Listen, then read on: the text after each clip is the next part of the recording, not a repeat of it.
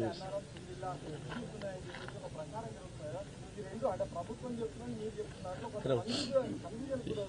Confusion ఏం లేదు brother. వాస్తవం ఏంటి అంటే మీకు పేపర్ క్లిప్పింగ్స్ సహా ఇస్తాను. ఉత్తమ్ కుమార్ రెడ్డి గారికి తెలంగాణ ఇరిగేషన్ డిపార్ట్మెంట్ ఇచ్చిన రిపోర్ట్ కూడా నేను మీకు ఇస్తాను. అన్నారం సుందిల్లా గ్రౌటింగ్ జూన్ 2024 అంటే మా ప్రభుత్వం దిగిపోయిన 6 నెలలకే గ్రౌటింగ్ అయిపోయింది. గ్రౌటింగ్ అయిపోయిన తర్వాత ఇవాళ అక్కడ పరిమిత స్థాయిలో నీళ్లు నింపవచ్చని నేను చెప్పట్లేదు.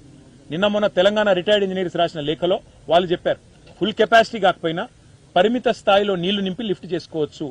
3 పంపులు గనక సైమల్టేనియస్ సమయంతో కన్నెపల్లి దగ్గర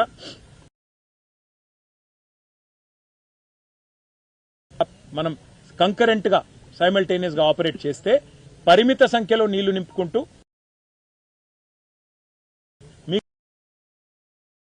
మీటర్లతో ప్రాబ్లం ఉండొచ్చు. కానీ అన్నారంలో గ్రౌటింగ్ అయిపోయింది, సుందిల్ల గ్రౌటింగ్ అయిపోయింది, అక్కడ సమస్య లేదు.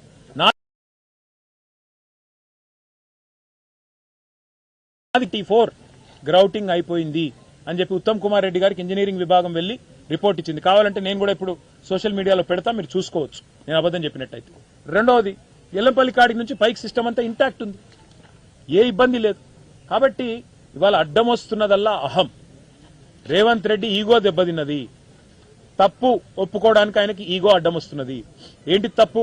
కాళేశ్వరం కూలేశ్వరం అయిపోయిందని చెప్పిన కదా, మరి కాళేశ్వరంకి వెళ్ళి నీళ్లు లిఫ్ట్ చేసుకునే సౌలతు నువ్వు రిపేర్ చేయకుండానే బరాజును ఉంది అని బీఆర్ఎస్ ఎక్స్పోజ్ చేస్తుంటే ఆయన గొంతులో పచ్చి వెలక్కాయ పడ్డది. చెప్పస్తలేదు, మింగస్తలేదు, కక్కస్తలేదు, ఏం చెప్పాలనో చెప్పస్తలేదు. మొన్నేమన్నాడు, మేము మొదలు మాట్లాడితే 7 పోతాయి అన్నాడు. మేము పోయి నీళ్లు చూపెట్టినాక ఇప్పుడు ఉల్టా కథ మార్చిండు. ఎన్డీఎస్ఏ చెప్తుంది అంటాడు. ఎన్డీఎస్ఏ ఏం చెప్పింది? రిటైర్డ్ ఇంజనీర్లు ఏం చెప్తున్నారు? అన్నారం సుందిల ద్వారా పరిమితంగా నీళ్లు తీసుకొని పోవచ్చు, పరిమితంగా నీళ్లు నిల్వ ఉంచి లిఫ్ట్ చేయొచ్చు అని చెప్తా ఉన్నారు. నేను ఇంకొక మాట కూడా అంటా ఉన్నా.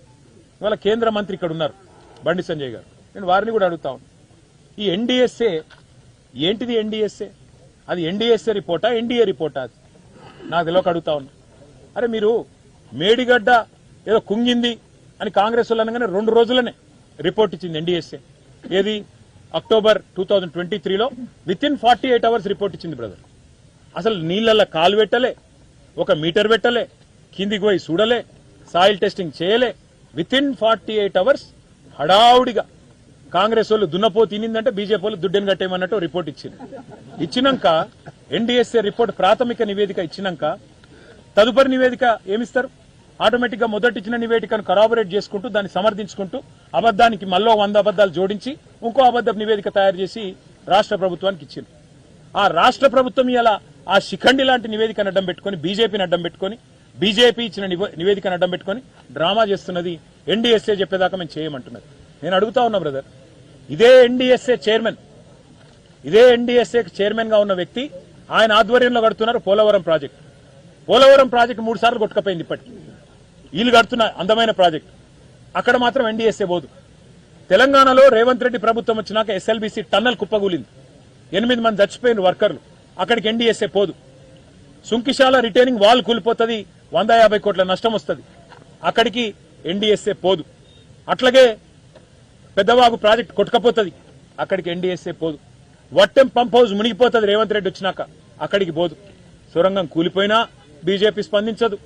బీహార్లో బ్రిడ్జిలు కూలిపోయినా ఎన్డీఎస్ఏ పోదు. గుజరాత్లో డ్యాములు కొట్టుకపోయినా ఎన్డీఎస్ఏ పోదు. కానీ తెలంగాణలో కేసీఆర్ గారు కట్టిన కాళేశ్వరం ప్రాజెక్టు మీద మాత్రం కాంగ్రెస్ బీజేపీ ఇద్దరు అలైబలై చేసుకుని ఇవాళ ఎన్డీఎస్ఏ అనే ఒక శిఖండి సంస్థ రిపోర్టును అడ్డం పెట్టుకుని ఈ డ్రామాలు ఆడుతా ఉన్నారు. నేను మళ్ళీ చెప్తున్నా, ఎన్డీఎస్ఏ అంటే వేరు కాదు, అది ఎన్డీఏ రిపోర్టు. కాంగ్రెస్ బీజేపీ కుమ్మక్క ఇచ్చిన రిపోర్టు. 48 గంటల్లో ఆదరా బాదరాగా ఎలక్షన్ ఉంది కదా అని చెప్పి రాజకీయంగా మమ్మల్ని ఇబ్బంది పెట్టడానికి ఇచ్చిన రిపోర్టు మొదటి రిపోర్టు. దాన్ని కరాబరేట్ చేసుకుంటూ దాన్ని మళ్ళీ చెప్పి నిజం చెప్పించాలనే భ్రమలో రెండో రిపోర్ట్ ఇచ్చి అల్టిమేట్ గా ఇవాళ దాన్ని ఒక శిఖండి లాగా అడ్డం పెట్టుకుని రేవంత్ రెడ్డి రాజకీయం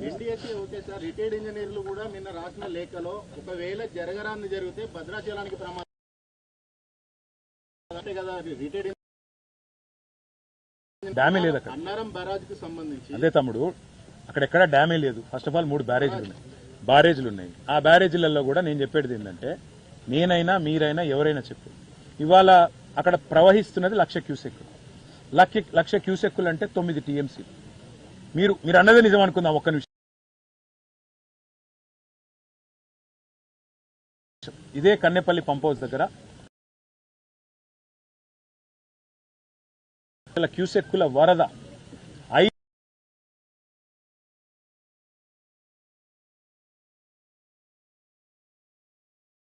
ఇలా 9 టీఎంసీల నీళ్లు పోతే భద్రాచలం కొట్టుకపోతుందంటే మెడకాయ మీద తలకాయ ఉన్న నవ్వుతాడా, ఇంటాడా? దాన్ని నేను అనేది అదే, మీకు అర్థం చేసుకోండి. మీరు ఇంకొక మాట, అదే రిటైర్డ్ ఇంజనీర్లు చెప్పిన మాట ఏంటంటే బ్రదర్, 3 బ్యారేజీలలో కూడా మేడిగడ్డ పక్కన పెట్టిన 2 బ్యారేజీలలో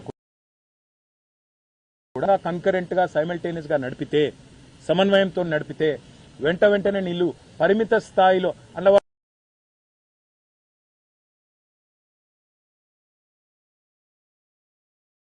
ఇప్పటిదాకా వీళ్ళందరూ చెప్పింది తప్పు. ఆయన మేరానో లేకపోతే రేవంత్ రెడ్డి చెప్పింది కరెక్టా? రిపేర్లు జరుగుతున్నాయి, నవంబర్ వరకు అందుబాటులోకి వస్తుందని అన్నారు. ఈరోజు ఉత్తమ్ కుమార్ రెడ్డి కూడా మేము బ్యారేజీల నుంచి నీళ్లు ఇవ్వము అనట్లేదు, ఇస్తాము బీఆర్ఎస్ రాజకీయం చెప్తుంది అంటున్నారు. సరే, ఇప్పుడు ఉత్తమ్ కుమార్ రెడ్డి ఏం చెప్తాడు, రేవంత్ రెడ్డి ఏం చెప్తాడు అన్న దానికంటే పంటలు కాపాడతారా రైతులే లేదా, మీకు చిత్తశుద్ధి ఉందా లేదా? సింపుల్, ఆడ నీళ్లు పోతున్నాయి, లిఫ్ట్ చేయొచ్చని అందరు చెప్తాను. ఇస్తావా ఇవ్వగా చెప్పు.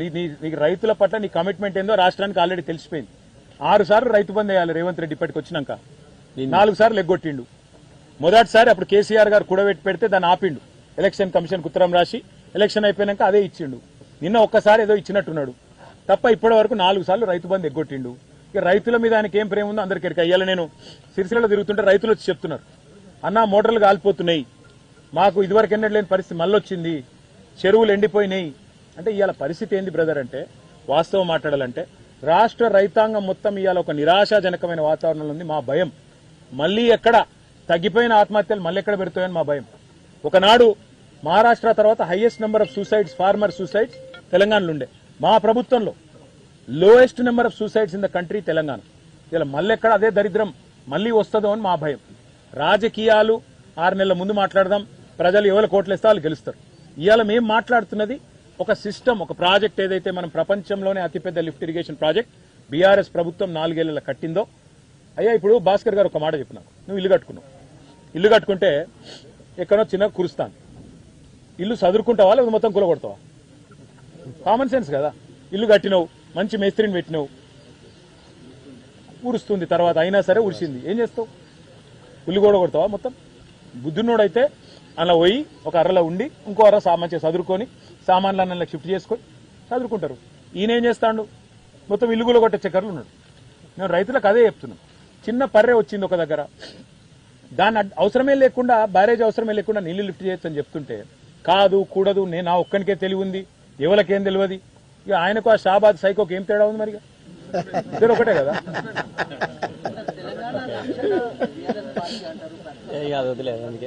ఇక నేనేమంటున్నా అంటే ఆల్టర్నేట్ ఏముంది?